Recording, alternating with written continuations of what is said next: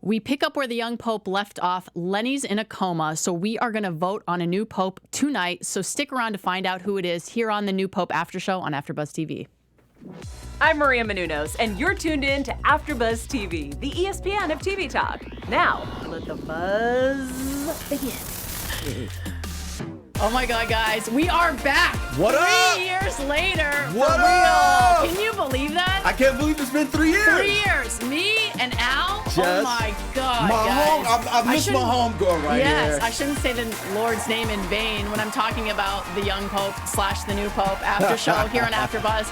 Guys, welcome. We are so excited to have you. I'm Jessie Zahner.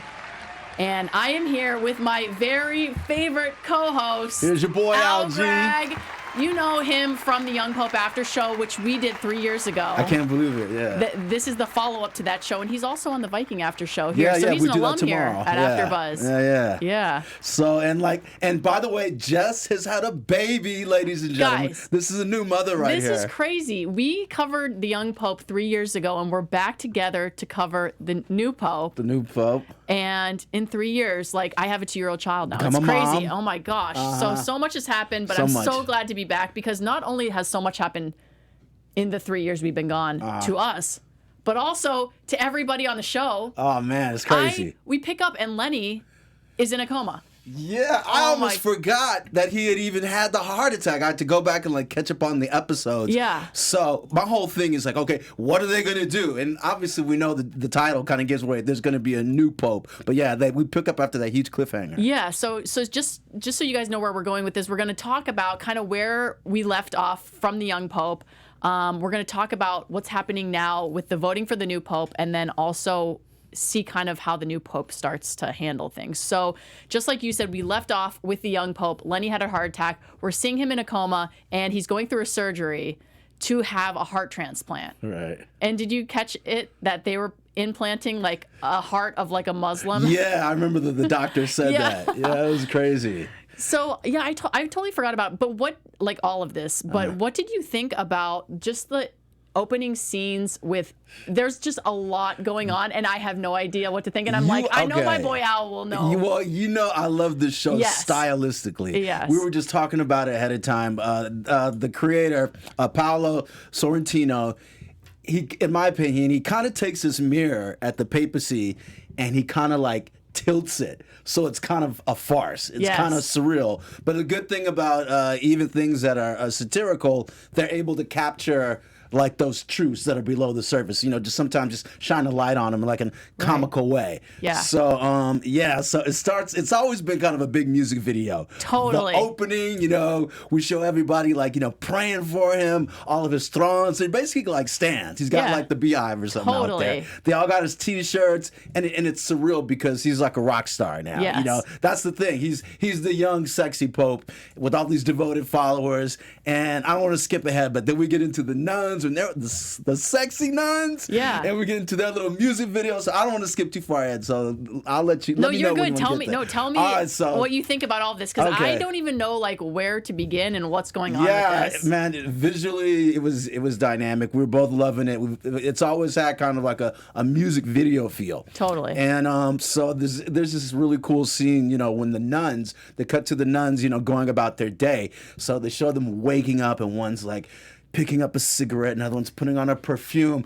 but they're doing it a totally sexy way. Yeah. It's totally provocative. Well, like, aren't they supposed to be sleeping? They're supposed to be sleeping, but then they wake up in the middle of the night. Yeah. Was that like the time to get up? I don't know. Yeah. So, but the point is like, the way they shoot them though is even though they're wearing very modest clothing, but like just the way he caresses like their ankle or their shoulder, it's totally provocative. Yeah. And they all kind of come together like around this cross right before the opening credits, and they're kind of like doing like this really kind of like seductive and, dare I say, erotic like poses and dances to each other. But that's what it's meant to emit, is this whole underlying thing of sexuality. And bam, cut to the our old Pope Lenny, and they cut to his body. Yeah. So it was crazy because then we do see his body, and then he's going to go through this surgery of the heart transplant. He's been in a coma for 9 months. He's going to get this new heart.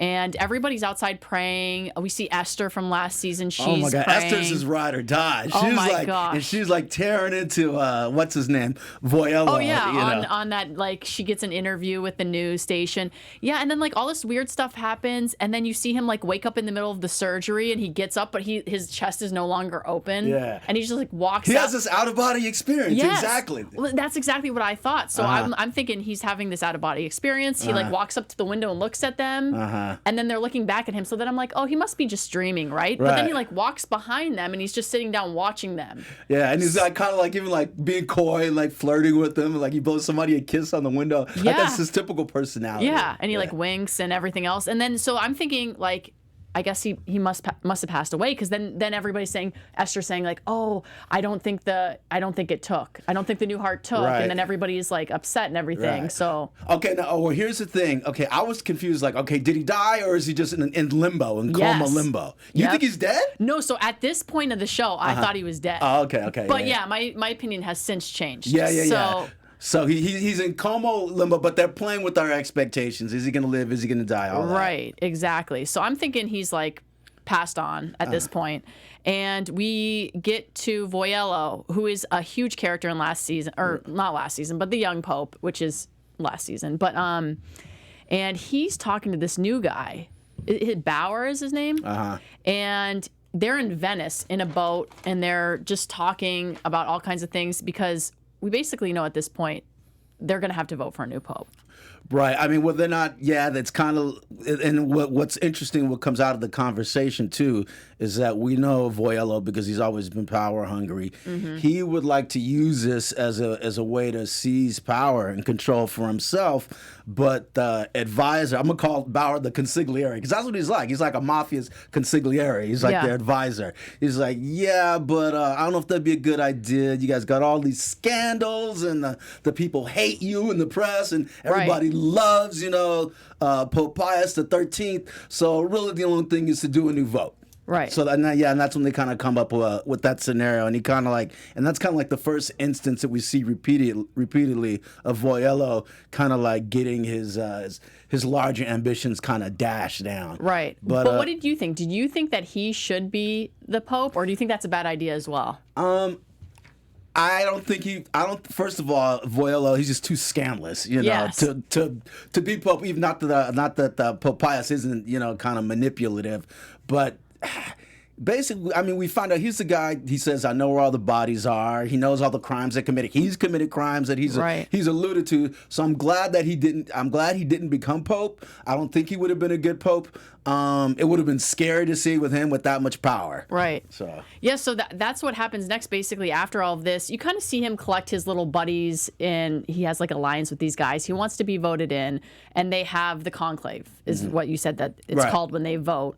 Are they in the Sistine Chapel at that point? I don't know where they're at, but someplace where all the cardinals are gathered, and all the regalia, Yeah, and so they're voting on the new pope, and so we see a lot of votes for Vioello and a lot of votes for this Hernandez guy. Yeah.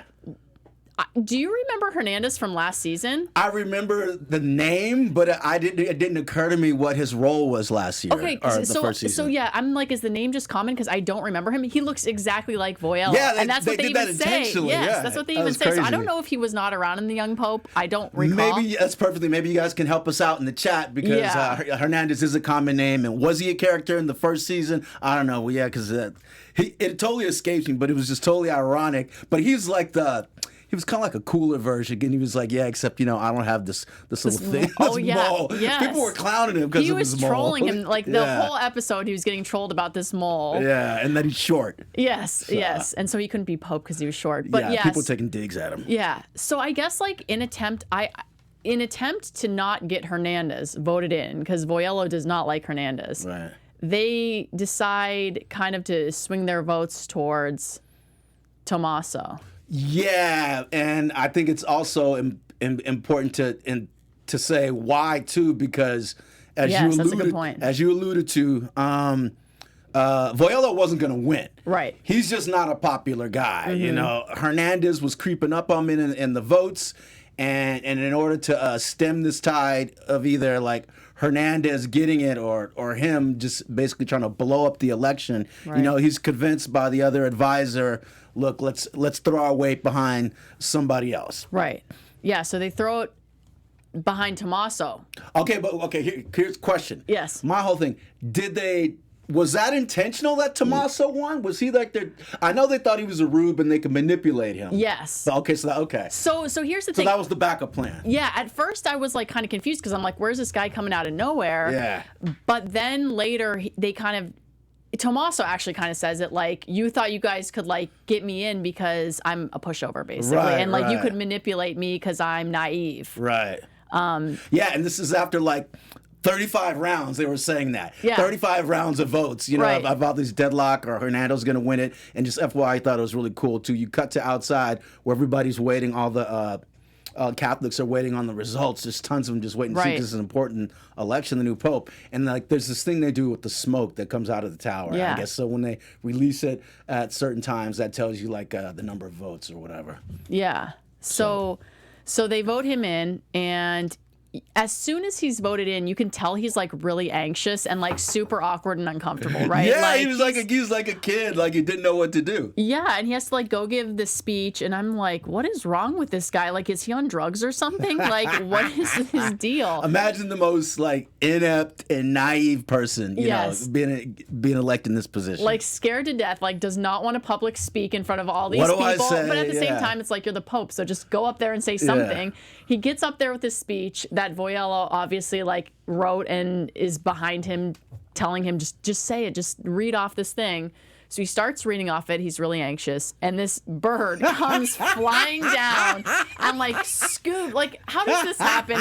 Gets the paper that he's reading off of and just flies off. Like, interesting parallel too, because I want to say in when Jude Law was Pope, I want to say something immaculate happened like that as a parallel, like a dove or something ascended on him, like his first speech or something that really kind of there made was it. something There was like something environmental that went like the sun came out Yes. or something like that. And so this was just kind of like homage to that, but it's almost like if like was it a dove or was it just like a pigeon like taking a crap on his notes and it just flies away, you know? Well, that's funny you say that because I totally forgot to mention that when they were back voting. Did you notice Vioello got bird poop on him? No, but I'm not. I did. didn't see that, but I'm not He did. surprised. And I'm like, they do everything for a reason in this show, so like there's a meaning behind why he got pooped on. But Oh no, yeah, I mean, like he's just an ugly, sick, deplorable man. You know what I But mean? like, isn't that supposed to be good luck when a bird poops on you? I don't know. I never thought it it's never didn't been give good him luck good for me. luck in but the votes, That's what they so- say. I don't think it is for Vioello though. Yes. So, but at the same time, even though the paper goes away, you're sitting there thinking like, oh man, this guy's a mess. There's gonna crash no and way. burn. Yeah, there's Yeah. no way he's gonna make it through this. But this is like the turning point. It's the turning point. People start saying, you know, basically don't have dead air, you know, say a prayer, do something. Yeah. And it's the moment that he finally realizes that he has the power. Yep, it is. Yeah, so it's, I don't know, this is an interesting take, and I want to know what you think, and I want to know what the audience thinks. When he finally starts freestyling, and I really like to give credit of the show showing, like, God moving. Do you guys think that was the show's way of showing the Holy Spirit moving or God moving, or kind of like, okay, I'm going to intervene and I'm going to lift this guy up because he's off script and the only person that can save him is God, and then he goes into his whole spiel of poverty, which is what he wanted. Right. So anyway, I thought that was him saying like that was like another like godly move. I don't know what your impression was. I mean, at first I was like, oh my gosh, like what the hell is this dude doing? He's just going like flying off the handle and just he's saying like the most outrageous things that like if you were like a 5-year-old and you were like, if you became Pope, how would you like I save would give the everybody world? candy. You'd be and like, that I'd would- let everybody in and like come on in and we're gonna feed all the poor people and stuff and like. But that's like what you wish they would do, right? Because Yeah. you know they have money. That's exactly what he was doing. He was basically saying everything. I guess that the people will want to hear, or more specifically, they were saying the liberals will want to hear. Yes. He wants to like let in all the migrants, Yep. like all the poor. He's very pro-immigrant. He wants to give away like all their money. And what I liked about him, and this is one of the reasons I don't want to allude to what happens to him, but this is one of the reasons I like his character, and I don't want to see Tomasino go, because in spite of his quirkiness, to me, he was just one of the few characters who was actually righteous or who had like a good heart. Yes. Like a godly being. You're right. And humble. Right. And he did mention that he came from like a poor background. So I'm like, maybe this is his way. Because we did see one scene where like all the Cardinals were alone and they were like, I wish for a pope that was, and they would say like, would accept homosexuality because like that guy was gay. And then and then Vioello's like, I wish for a pope that was me. And like they're all wishing for these popes. So I'm like, he became the pope. So he's now showing us what he wishes for. He's going to help all the poor people because that's where he came from. But, like, it takes a huge turn. Like, I'm not quite sure what exactly he was doing, and I don't know if we're ever going to find out. Because so he lets everybody in. He opens the doors of the Vatican. All these people come in. And by the way, I got to talk about, because he's letting people in on crutches, and the guy starts, like, break dancing, and then he starts dancing with them. And you can tell, like, the other Cardinals are like, what is this going on? But, like, he's being a man of the people, basically. He is being a man of the people, but nobody likes it. They're all upset about it. Because he's showing them up, basically. He is, and he's walking around behind the scenes with, like, this group of 6 guys, like, around him. And he's going around, and he goes, and he meets with all the Cardinals, and he makes them put all their jewelry and all their crosses that are like really expensive into these like all your bling has got to go. Yeah, we're collecting all your expensive stuff. Give it up. And I'm gonna give you like this wooden cross. And like they're all like sad about it and stuff, and they're putting. So here's where I get confused though. So they're all giving it away and they're all sad and they go off, and then like you see all this stuff happening behind the scenes, like with these guys that have come and collected the jewelry. Right. And they're like on a computer and like looking through files, and they come in his room late at night. There's nothing in his bed. His bed's still made, and he's like laying on the floor. Right, because that's his way of showing being prostrate to the Lord. He's like, I'm not even going to lay on the bed and enjoy like this big, rich, elevated bed. I'm just going to sleep on the floor and be humble. Okay, maybe you're right, because I was like, what the hell is he doing? Yeah, so he's on the floor. That's part of his vow of humility. I'm going to sleep on the floor. Okay, so do you think that he was being like true and like a genuine person when he was stealing all this stuff? Because then they come in and they're like, we got all this stuff, and he's like, ha ha ha, and he's like laying on the ground. So I'm like, is this guy gonna like steal everything, get all the rich stuff he can, and then be like, peace out, I'm done, and then like go and sell all this stuff and make like a ton of money? Like, what's the deal? He did do it in a vindictive way, but I really do think he's like Robin Hood. Like, I think he gets off like stealing from the rich and giving it away to the poor. He didn't seem like he had any selfish motives. So you could say, just his need to invoke his entire philosophy on them, I guess you could say, is like single-minded and selfish. Okay.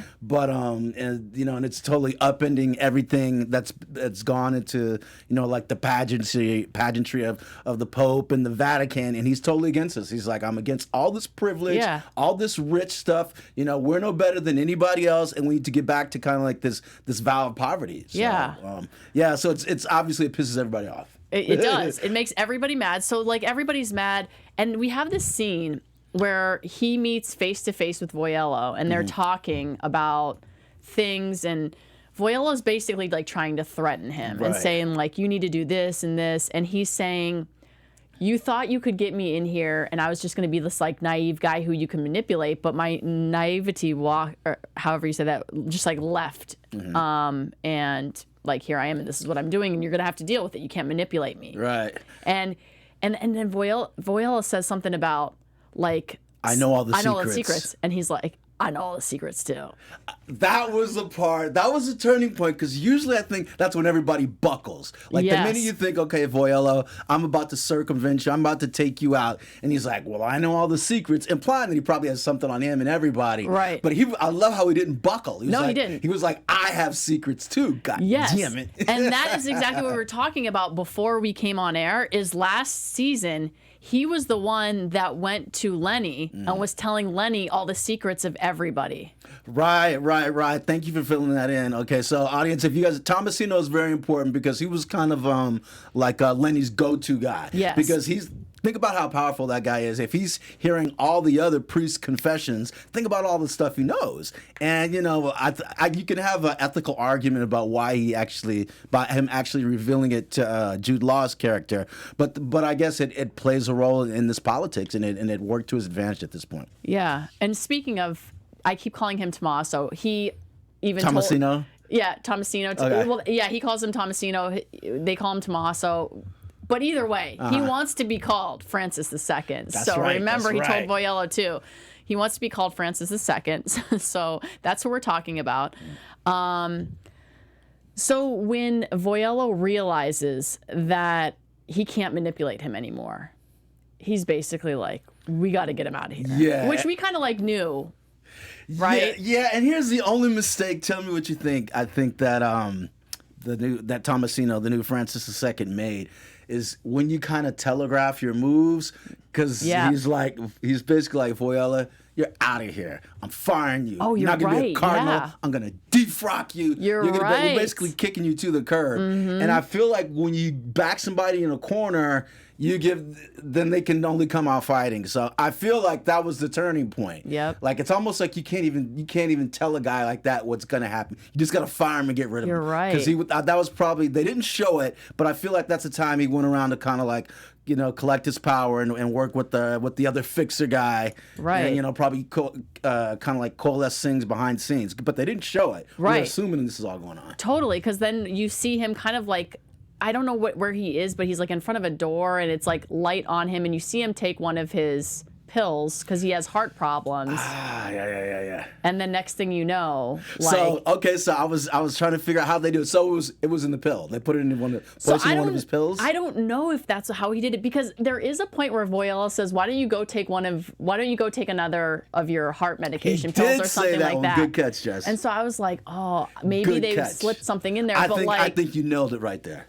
if you know you're messing with this guy who's a manipulator, like, you hear that, you're like, I'm going to go dump my pill bottle out. I'm going to call the pharmacist real quick, if you have right? political instincts like that, if he was that savvy. But that's the messed up thing about it, and kind of the cool thing, because he's shrewd, but he's not that shrewd. He doesn't think on that level that these people actually be trying to like take him out. Right. So he like takes this pill and then he like falls to the floor. Yeah. Cut to Lenny's in the coma and his finger moving, like his heart starts to beat again. Yeah, so he falls to the ground. You see Bauer eating like oysters or something. Yeah, he's that's chilling. crazy. And then there's a text message with like a thumbs up, like he's dead. We're like, ego great. has landed. And then you see Lenny's finger just like his pinky just like go up like. And you're like, oh, it was is he basically back? like a mafia hit. You know what I mean? Especially with the text message, and he's sitting there eating the clams, basically like he's some mafioso. They did a mafia style. We talked about this. There's a lot of images too. I mean, not just because it deals with, I guess, with Italian culture and the church, but I feel like I've seen a lot of these images like in The Godfather, just the way it's shot. Yeah. And some of the soundtrack. So they're definitely giving you like that mafioso vibe of like, basically, we'll take, somebody gets too crazy, we'll take them out. Like nobody's above us. Yeah, if you've seen this show before, I mean, you know that this is shot so beautifully. Like every scene is so well thought out. Every picture is perfect. If you haven't seen The Young Pope, go back and watch it. Then watch The New Pope so that you can catch up and know what's going on. And can I catch this one scene too? I forgot. Yes. We forgot to mention it was right around. It was either before or after the nun scene. But I think it's the opening, where the nun is bathing him. Yeah, I'm surprised you didn't mention that earlier, because when I kind of opened, I was like, let's see what he thinks about this. Yeah. Because there's so many things you could think about that, right? Oh my right? goodness. Okay, so to set the tone, to set the stage, okay, Jude Law laying naked, and he's in the loincloth. And as the audience already knows, they're kind of billing him, he's the young Pope, and he's kind of like the young sexy Pope. You know what I mean? And one of the nuns who's, I guess, in charge of like cleaning his body while he's in a coma, she's like taking this little towel, like dipping it in the water, like seductively like rubbing it over like each muscle. Yeah. It's so sexual. It is. And they're playing this whole other song too. Like they're playing this, here's the song in the background, like nothing is sacred, nothing is holy. Yeah. I thought that was like crazy. Yeah. They're just, I mean, it's not even it's not even subtext. The text is right there, the sexuality, you know, and she basically just like goes around everything but his little loincloth, gives it a little tap, and then she goes and lays down, and she damn near has an orgasm. Yeah. Right? That's what I thought. Yeah, that's like at the very beginning of the show that happens. So it's... That'll have to go down as like we're trying to think of the sexiest moment, but that'll be like probably like one of the sexiest moments of the season. Yeah, I would think so. So before we leave tonight, I just want to get your opinion on what you think is going to happen I mean, like with Lenny, because we see his pinky go up, and like, so I'm like, oh, Lenny, come back. So what do you think is going to happen to Lenny? I definitely think it's obviously foreshadowing that Lenny is going to come back. I don't think he's going to come back immediately. The character John Malkovich, Branix, we don't know a lot about, but they got to give him time to establish his character, us to figure out who he is. So my prediction is that Lenny will be back maybe in about, I don't know, like 4 episodes, something like that. Right. And clearly, you know, I think obviously they're going to clash. You know, what do you do when the previous pope comes out of his coma and you got this other pope? So they're on a kind of a head collision course. But yeah, I just can't wait to see it. Yeah, and I'm glad you mentioned Branix, because in the previews for next episode, or for the season, like what's in the season to come, we see Branix come to play in this role. And it's something that Hernandez and Vioello together talked about. Who do we get in next? Exactly. So yeah, they actually coalesced around this guy, and I'm trying to remember what they said about him. Because he was more of a moderate, because he's not a radical. Yeah. I don't know. Why did they decide on him? Well, so first so they were like, okay, so you know, Pope Francis got the most votes. Then it was those two, and then after them, who was the next biggest vote getter? And it was Branix. Okay. Yeah, and I think they think that they can control him, but I think they think they're going to have a hard time getting him in. Why is that? I don't think that they think that he wants the position. Yeah, I kind of got that. Yeah, I kind of got that impression too. So there's going to be some, like, they're going to have to talk him into this, taking on this role. There's going to be some convincing. So. Also, too, the funniest thing is, like, the list. It really boils down to, like, who's still alive and who's not 100 years old. Who's still alive? Who's not going to die tomorrow? Because like everybody has like a million has heart cancer. Yeah. So here we are. So the new pope is dead, I think. All right, the new pope is dead. Long live the pope. And so there's going to be another new pope, I guess. We'll see, man. Sounds good. Yeah. So we will be back next week with season 1, episode 2 of The New Pope. So thank you guys so much for joining us. Please like our video and comment. We love talking about this show. So comment. We will write back to you. Let us know what you think. Join us next week in the live chat. And until next week, Gragg, tell everybody where they can find you. Everybody, it's your boy Al G. You can find me at AlG_Jamaica House on Instagram. And glad to be back with my homegirl Jess. Yeah, and where else can they see you? Oh yeah, I'll watch tomorrow at Vikings. I do the after show. I think it is. No, we go on at 10 o'clock. Vikings after show. Yes. That's from the History Channel. So check that out. Yes, check them out there. And I'm Jessie Zahner. You can find me all over social media at Athletic. And until next week, we'll see you guys later. Bye. Our founder, Keven Undergaro, and me, Maria Menounos, would like to thank you for tuning in to AfterBuzz TV. Remember, we're not just the first, we're the biggest in the world, and we're the only destination for all your favorite TV shows. Whatever you crave, we've got it. So go to AfterBuzzTV.com and check out our lineup. Buzz you later. The views expressed herein are those of the hosts only and do not necessarily reflect the views of AfterBuzz TV or its owners or principals.